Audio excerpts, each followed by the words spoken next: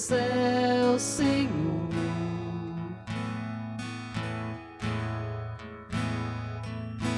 Pois com grande amor veio salvar aos povos, raças e nações, veio ensinar que na vida outro Deus não há.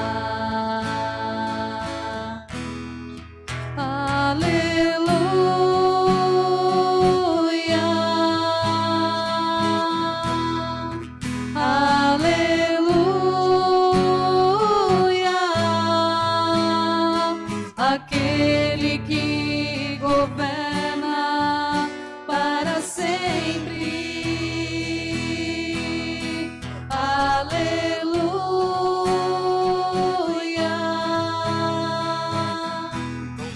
Aleluia.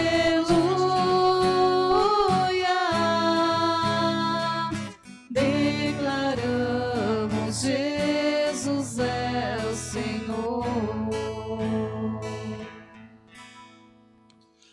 O Senhor esteja convosco. Ele está no meio de nós. Proclamação do Evangelho de Jesus Cristo segundo Marcos. Glória a vós, Senhor. Naquele tempo, Jesus atravessou de novo numa barca para outra margem. Uma numerosa multidão se reuniu junto dele e Jesus ficou na praia.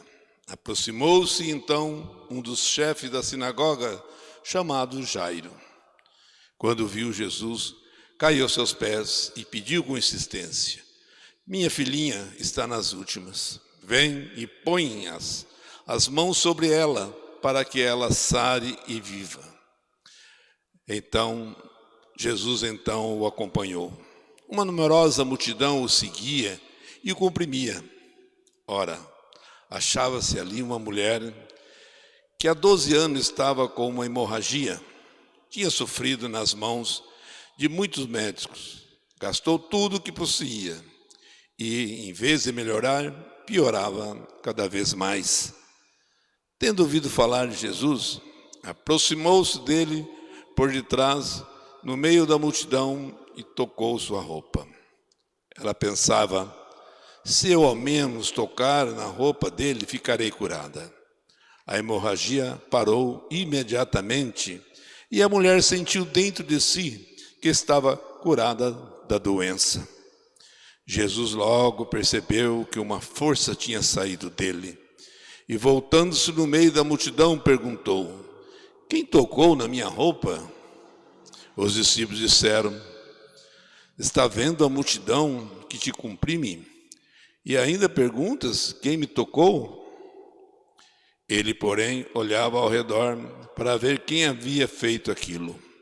A mulher, cheia de medo e tremendo, percebendo o que lhe havia acontecido, veio e caiu aos pés de Jesus e contou-lhe toda a verdade. Ele lhe disse: filha, a tua fé te curou. Vá em paz e fica curada dessa doença. Ele estava ainda falando quando chegaram alguns da casa do chefe da sinagoga e disseram a Jairo: tua filha morreu. Por que ainda incomodaram o mestre? Jesus ouviu a notícia e disse ao chefe da sinagoga: não tenhais medo, basta ter fé. E não deixou que ninguém a acompanhasse, a não ser Pedro, Tiago e seu irmão João. Quando chegaram à casa do chefe da sinagoga, Jesus viu a confusão e como estavam chorando e gritando. Então ele entrou e disse: por que essa confusão, esse choro? A criança não morreu, mas está dormindo.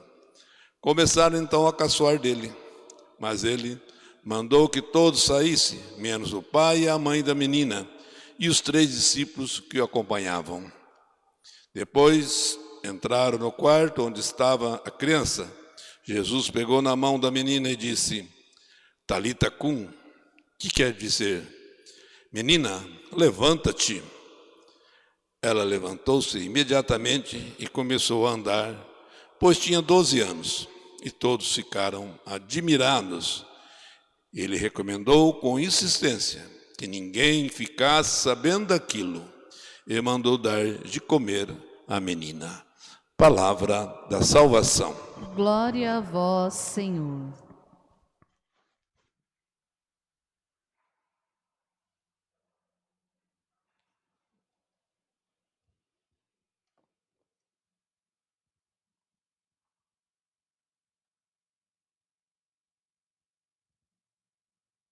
Irmãos e irmãs, Deus ama a vida, por isso Ele a defende na pessoa de Jesus Cristo.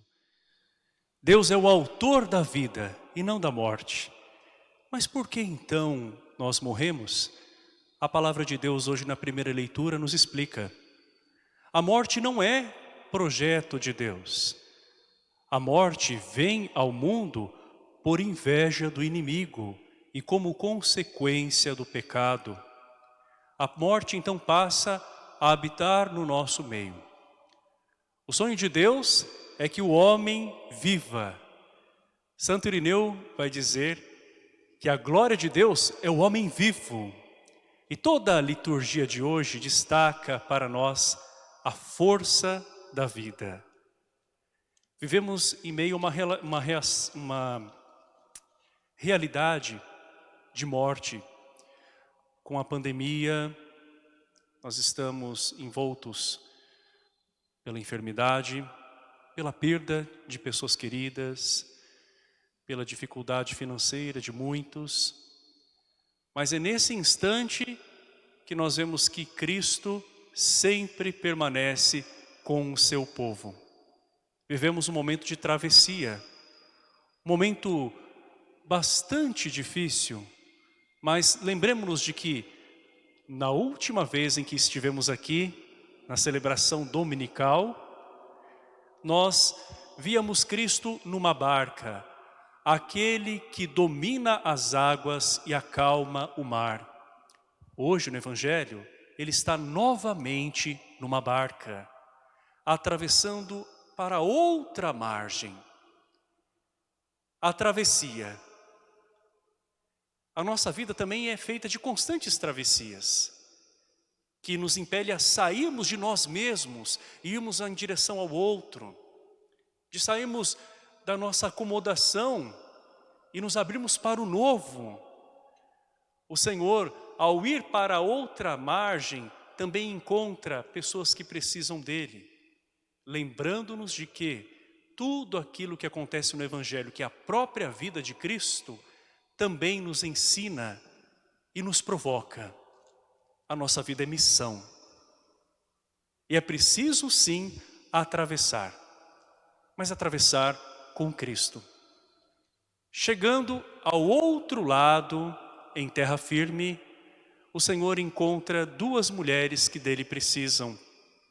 São duas histórias que agora vão se entrelaçar. A primeira é uma mulher que há 12 anos sofria com a perda de sangue.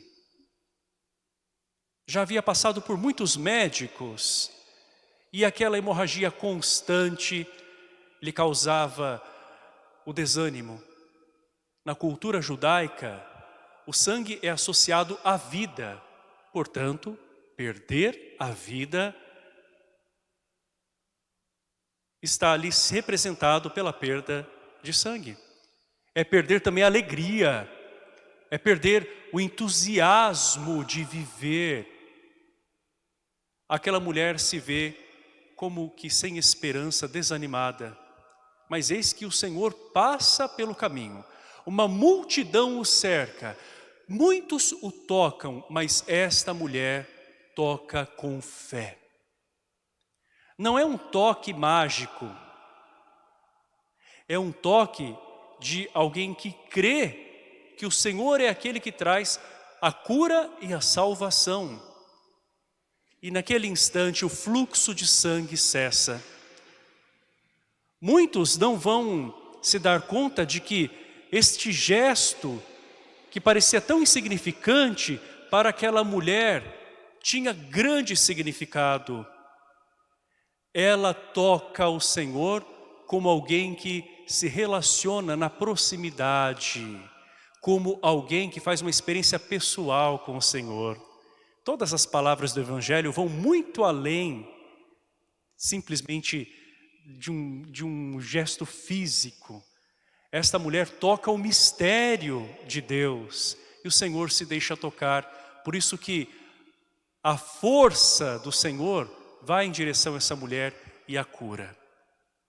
Mas o Senhor segue o seu caminho e ele encontra uma outra mulher, aquela que tem apenas 12 anos de idade, uma jovenzinha, que na cultura da época já era considerada adulta. Ela agora deixa a vida da infância e passa para a vida adulta. Está na puberdade. Ela tem a possibilidade agora de gerar vida. Aquela primeira havia sido ferida na sua capacidade de gerar vida. Esta segunda, a jovem que agora morreu, é aquela que não pode mais viver. Duas mulheres, duas histórias diferentes, mas ao mesmo tempo duas histórias de fé. 12 anos carregam uma história, tanto da hemorraísa, que já não via mais solução, quanto daquela com 12 anos de idade, que já não tinha mais nenhuma perspectiva, porque não tinha mais vida e já não via mais nenhum horizonte. Para esta segunda mulher, Jesus se manifesta tocando-a. O toque está presente aqui. Aquele que se deixou tocar, agora também toca. E o toque de Jesus é aquele que reergue. Ele estende a mão e esta jovem, depois de ouvir, levanta-te, agora apoiada pelo Senhor, se ergue. Lembramos também que no batismo, com Cristo nós passamos pela morte e depois ressurgimos para uma vida nova. Os catecúmenos, aqueles que se preparavam para o batismo na idade adulta, nos primeiros séculos, as primeiras comunidades cristãs, passavam como que por uma piscina na qual eles eram mergulhados, nas águas, representando que morriam com Cristo para depois subir e ressurgir com Ele. Que significativo esse gesto de Jesus.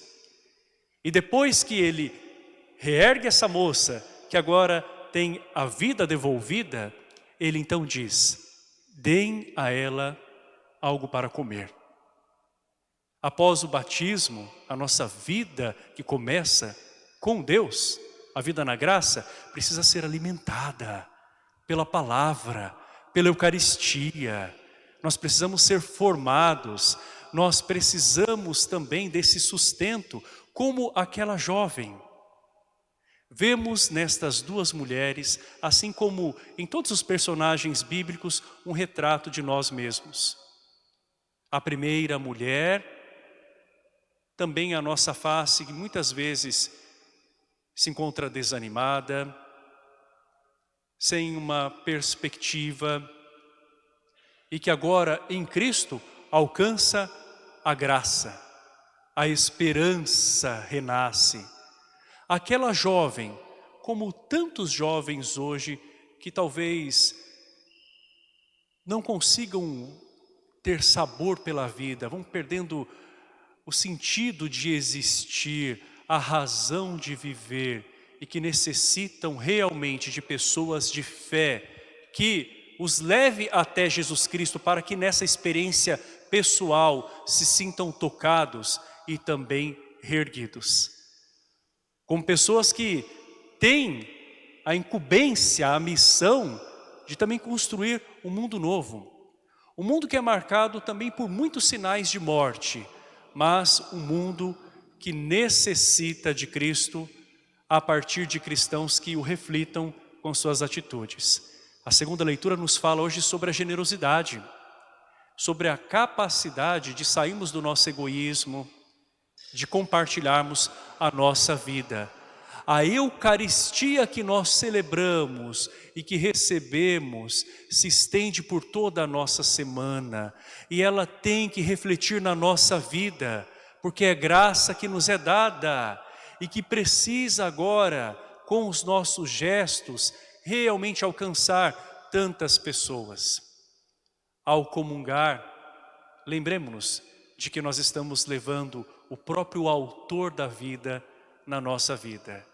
E assim possamos fazer a diferença no mundo tão acabrunhado como esse no qual nós nos encontramos.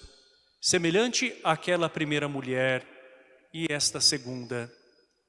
Necessitados de pessoas que não simplesmente chorem ou depois desacreditem de Jesus, como aquela segunda multidão que está ali em torno da jovenzinha morta e que depois Jesus deixa, indo apenas com os pais até a garota.